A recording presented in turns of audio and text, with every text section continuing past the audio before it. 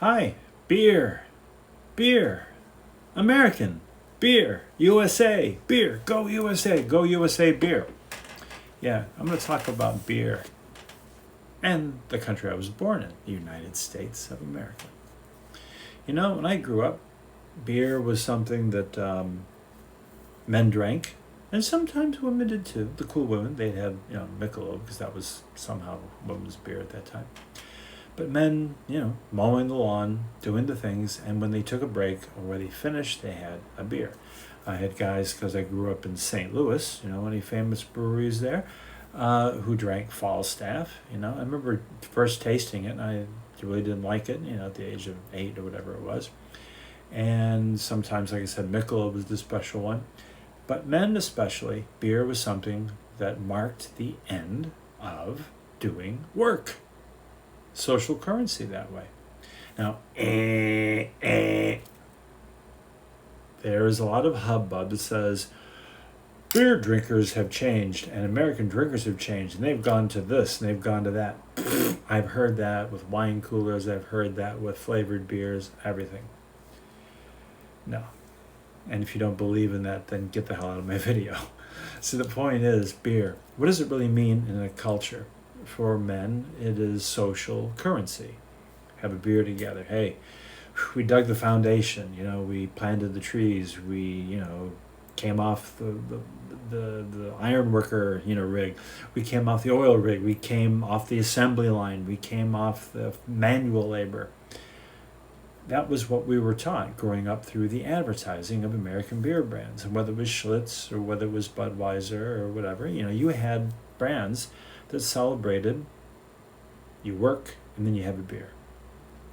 You get a little bit older, and women became working and all that, and you saw women gravitated generally to wine. White wine especially, the warmer weather, when women wanted to talk about something in their lives and their families and their relationships, whatever it was, women shared social currency generally with wine, and generally white wine. Watch TV, watch movies, check in your own world, you'll see what happened, everything. And I think the idea of social currency is really important because it is something you do together. That's why you don't see beer commercials of someone by themselves. You don't want to imply that someone drinks alone because then they are a loser. And that's obvious. And also why in the United States you cannot show someone actually drinking a beer. They can hoist it, hold it. I used to say to the talent agencies, hey, I need 6 oysters, 2 Asian, 1 African American, hoisters. They just, they're all holding the beer. Label out, always. Frito-Lay, you have this problem too, by the way.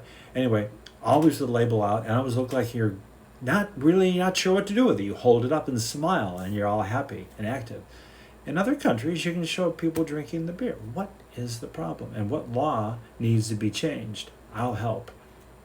But anyway, USA and beer. We used to have, like I said, Schlitz and Budweiser that were all about workers. In fact, in the years when I actually contributed working on Budweiser, 1986 was a really watershed year where they were probably head, shoulders, hips, legs, knees, and feet above any other brand in the United States, with a slogan that was, "You make America work and this Bud's for you." You make America work and this Bud's for you.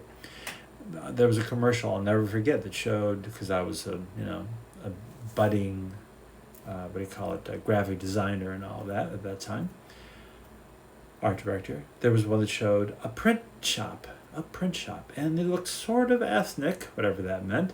And the old man, but the young son steps up to accept the big new job, and apparently it's a rush job and it's a complicated poster. It's gonna be silk screening or something, and I got it.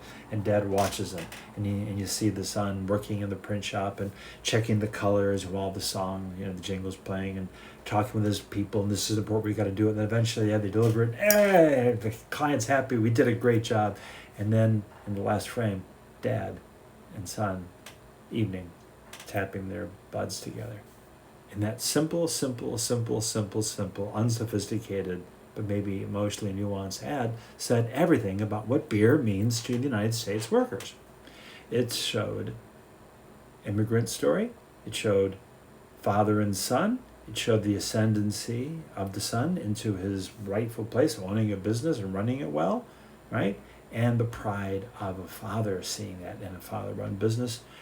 And that also said, hey, yes, if you feel this too, you finish your job, you finish work, you land the contract, you complete something, beer is social currency. And you know what? For the last few years and to today, the United States does not have even one worker beer brand. Not even one. Every other developed country has at least one, some have several, of beers that compete for, hey, you finished your job, you completed the work, you landed the assignment, you completed. It is a exclamation point at the end of the sentence for men, beer. Women can be too, but it's primarily men. We don't have a workers' beer brand in America. And we need one more than ever before. And if I got the idea to make it happen, ooh, I can't wait.